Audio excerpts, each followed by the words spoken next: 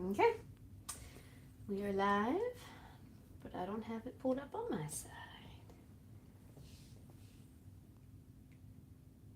You can start saying, like, hello, hello. Hey, welcome to our show.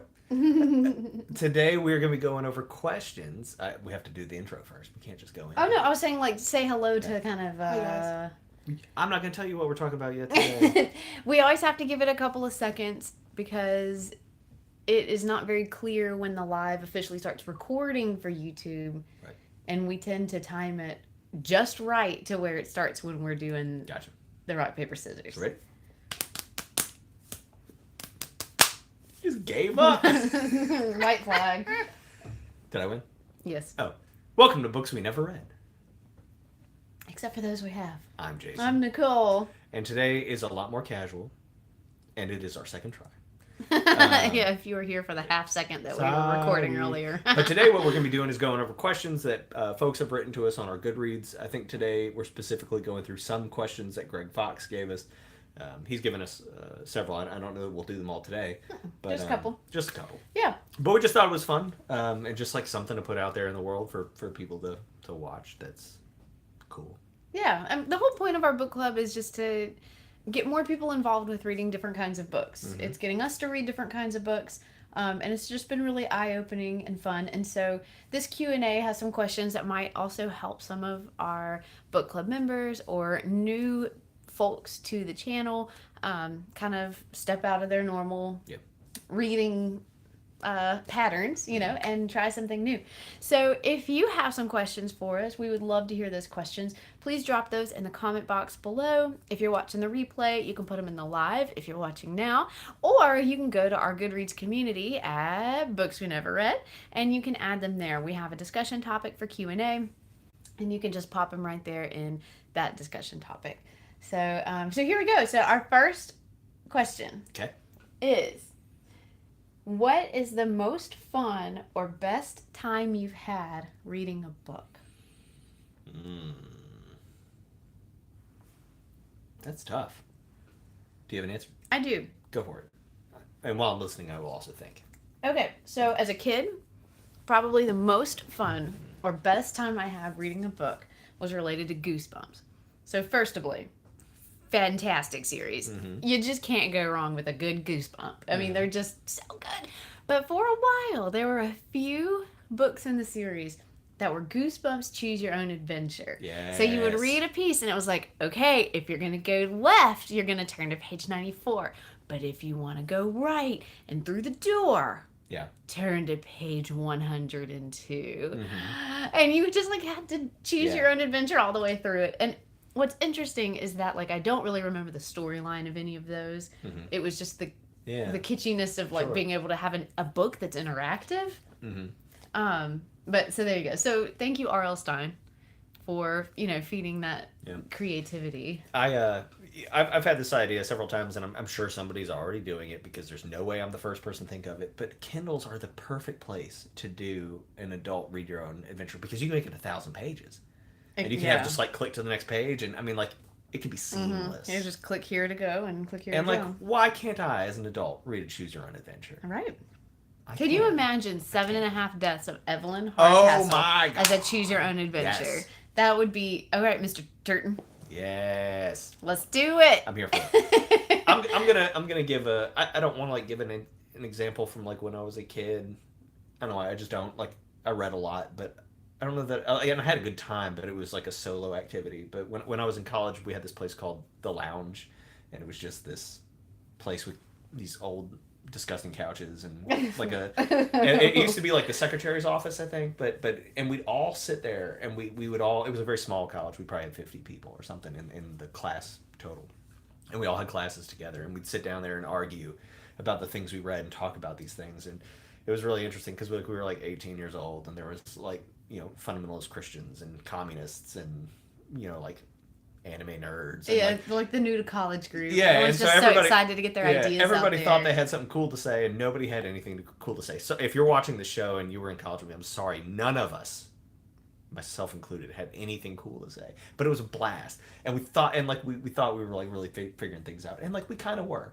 You absolutely were. But then, like, the older you get, you're also like, oh, okay. Oh, like we were idiots, totally. But that's such a beautiful thing when people come together and talk about a book. That's why book clubs exist. Yeah, but I mean, like, so we read. I mean, so we had a class that was philosophy and history that we read everything together, and we'd sit down there for hours and talk. And we had a class that was just about like different topics in science every semester, and we'd talk about that.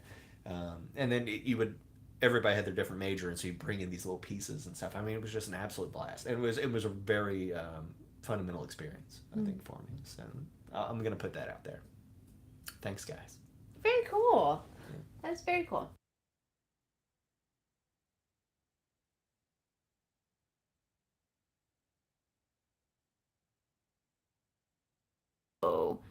Oh, Google thought I was talking to it.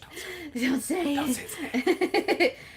It was really like scrolling everything I had said. That was wild. You had to get a crazy note. What is a notable or notorious did not finish?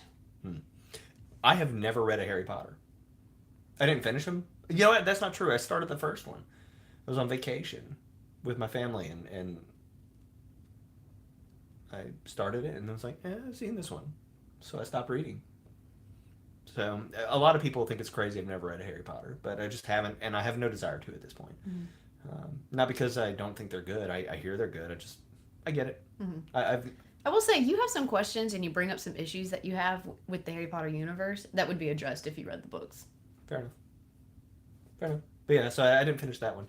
There's probably some other things that I never finished that I probably should have, but off the top of my head, I can't think of them. I don't quit books. I just kind of keep going.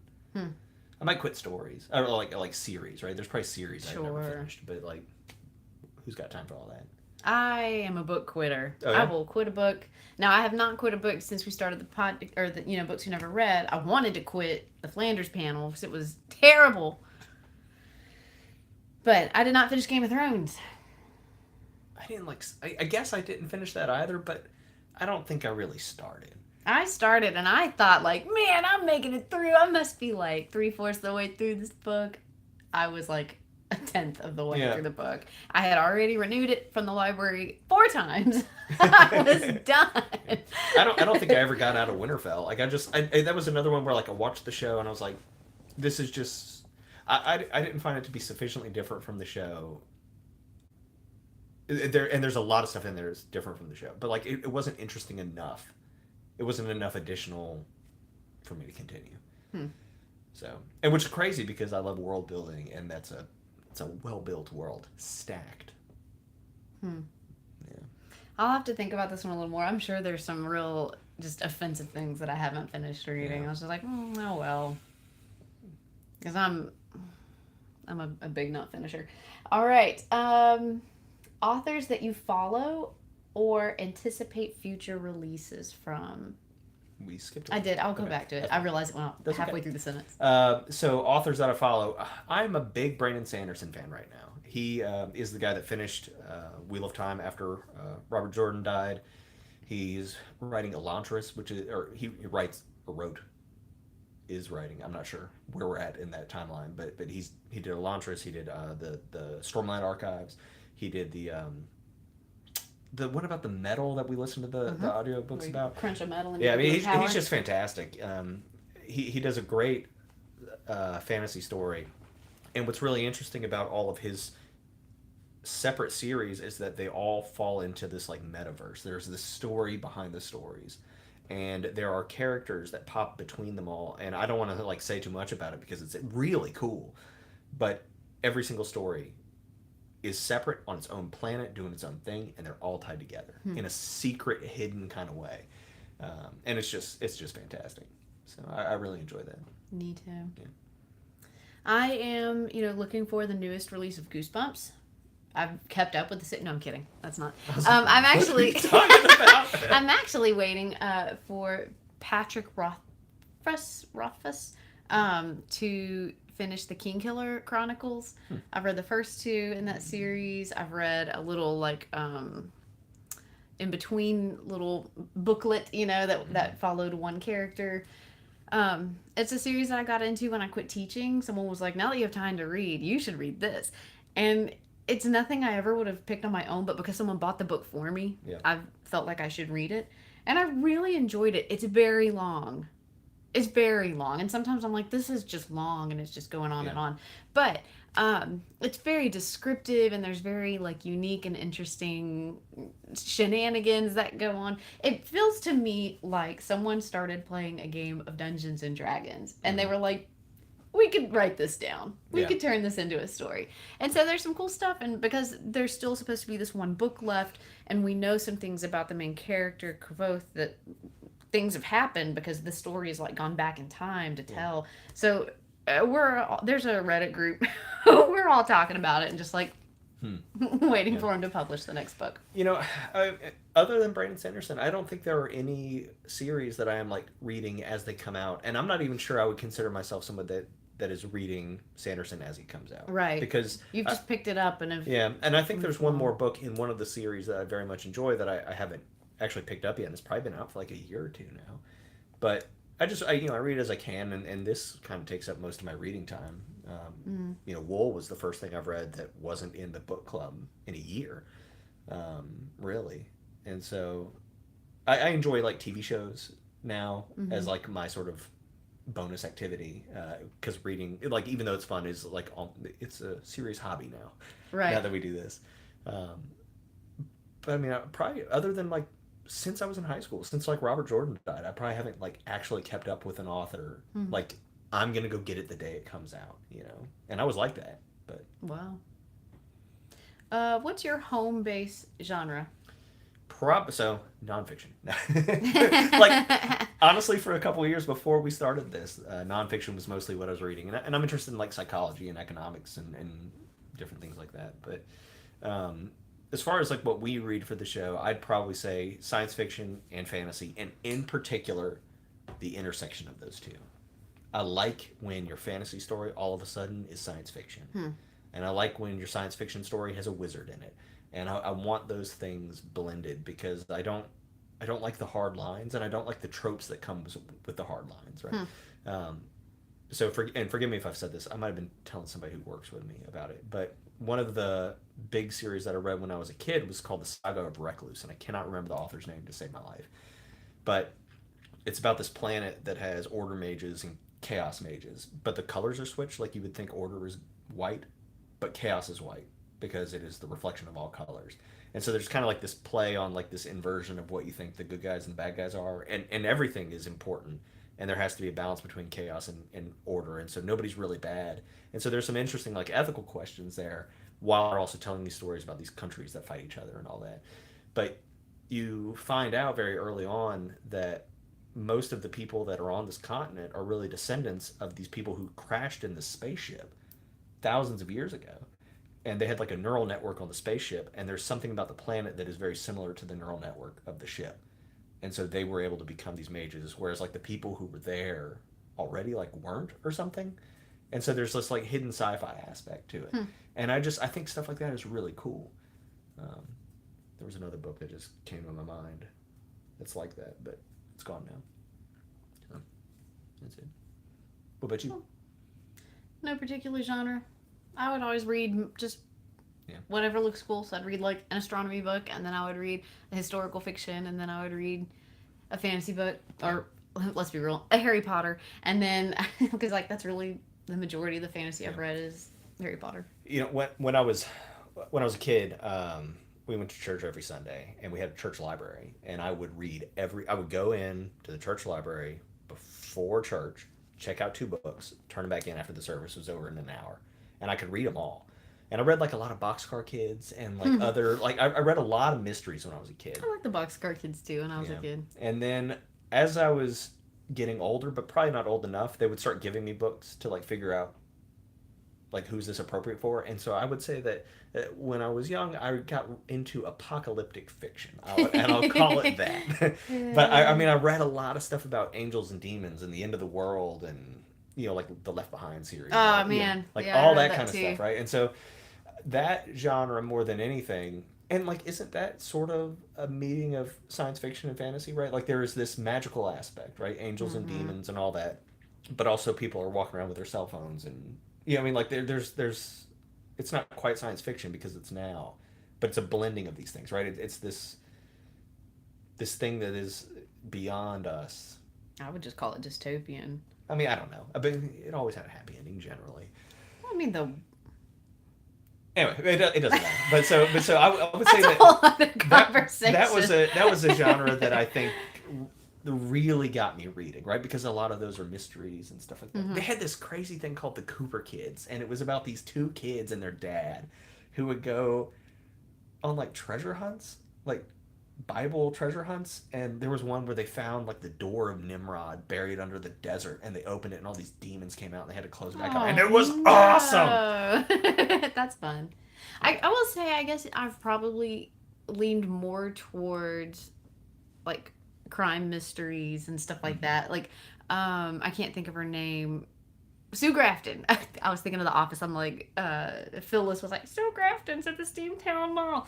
Sue Grafton series, the Alphabet Mysteries. I've made my way through probably K or L. I don't know. I've made my way. They're all like the same, but they're really entertaining and really good. Just easy, fun stuff like that has been the majority of my reading because, you know, in high school, you know, you have all your required reading. In college, I had entirely too much required reading. Yeah. And I really quit reading after a while. I was a crazy avid reader as a child. My dad worked at a library for a while, and so he'd bring home books by the bag of all kinds of things.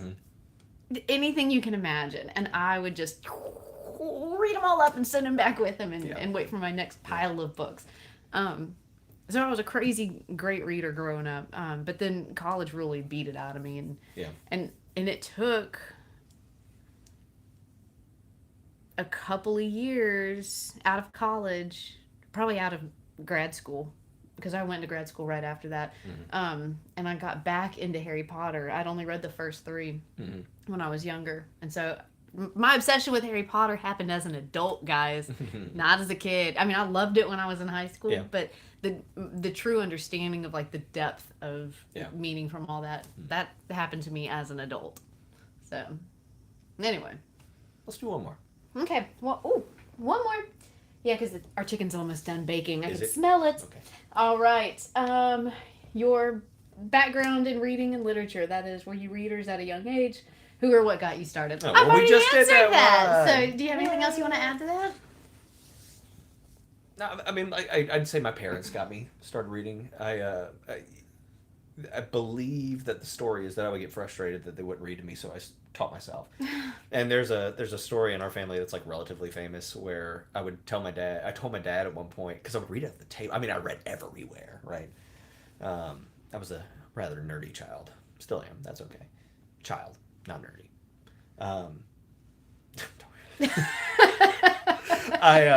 But I was sitting at the table and I told my dad I finished a book and he didn't believe me, and he opened up to a random page and asked me a question and I knew the answer, and that's when he realized. I mean, I'm probably a slower reader now than I was then, but I was probably a true speed reader. Yeah, they put you through a class. You took a speed reading class when you were a kid. Your mom told me that. Yeah. I've got a bad memory. So crazy. I hear the chicken. Yeah, we're okay. It can go a little bit longer. So just as a kid, you were just a power reader, and I mean, and I read everything. There's probably books in that church library still. The church library burned down. The whole church burned down, but some of the books were saved, and you can go there and you can still see my signature, which has not changed all that much. Just back to back to back to back to back, because I would read things over and over and over and over again, especially because like I was just going to read it this hour and give it back to you. You know? So yeah. My parents are both avid readers. My grandmothers on both sides were avid readers. I mean, you know, we both grew up in homes where reading was appreciated and encouraged, and there's just very thoughtful and creative people in our families, and so books mean a lot. My parents had a real hard time grounding me because I'd be like, all right, I'm gonna go read. See you. So, I mean, like, what are you gonna do about it? Man. Yeah. I didn't get grounded a lot. I might have. It's hard to tell. Well, I mean, you were the oldest. Yeah. And so you were on your own for a little bit, you know. Yeah. So you kind of set the standard for everyone else, I guess. So there we are. That's a few that we've covered, and we'll do this again sometime. If you have any Yeah. questions, like I said, drop them in the comments or go visit our Goodreads group and drop us a line there. We also kind of have this idea that maybe we can get some people on with us and who are participating in our conversations and ask them these questions, because I think that'd be a lot of fun. That would be fun. Yeah. So, all right, cool. All right. Well, thanks for joining us, and we'll see you next time. Happy reading. If you want to catch our current read, if you're catching this in the recent times, it's called Well Met by Jen DeLuca. Yep. Syllabus is online now. Syllabus is online. See ya.